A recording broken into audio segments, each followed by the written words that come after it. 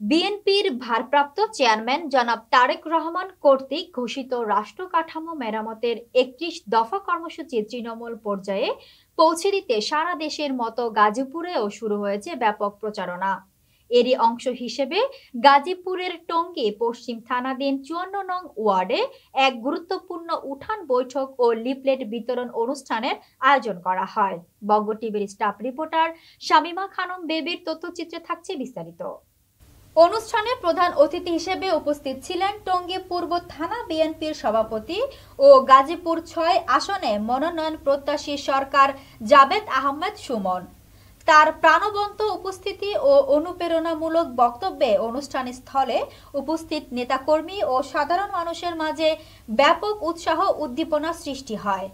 প্রধান অতিথির বক্তব্যে সরকার জাবেদ আহমেদ সুমন বলেন, গণতন্ত্র পুনরুদ্ধার এবং জনগণের অধিকার ফিরিয়ে আনাই আমাদের মূল লক্ষ্য।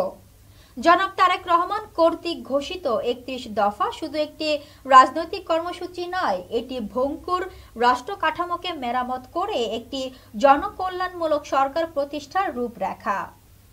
তিনি আরো বলেন, আমরা বিশ্বাস করি এই ৩১ দফা বাস্তবায়নের মাধ্যমেই দেশে সত্যিকারের সুশাসন, ন্যায় বিচার ও জনগণের মৌলিক অধিকার প্রতিষ্ঠা সম্ভব। জনগণের কাছে এই বার্তা পৌঁছে দিতেই আমরা এই উঠান বৈঠকের আয়োজন করেছি। গাজীপুর ৬ আসনের জনগণের প্রতি অঙ্গীকার ব্যক্ত করে তিনি বলেন, আমি আপনাদের সেবক হিসেবে কাজ করতে চাই। দেশনেত্রী বেগম খালেদা জিয়া ও তারেক রহমানের নির্দেশনায় গণতন্ত্র প্রতিষ্ঠা ও জনগণের ভাগ্যের পরিবর্তনে সর্বাগ্রে থাকব। অনুষ্ঠানে মহানগর বিএনপি, টঙ্গী পূর্ব ও পশ্চিম থানা বিএনপি এবং অঙ্গ ও সহযোগী সংগঠনের নেতাকর্মীরা বিপুল সংখ্যায় উপস্থিত ছিলেন।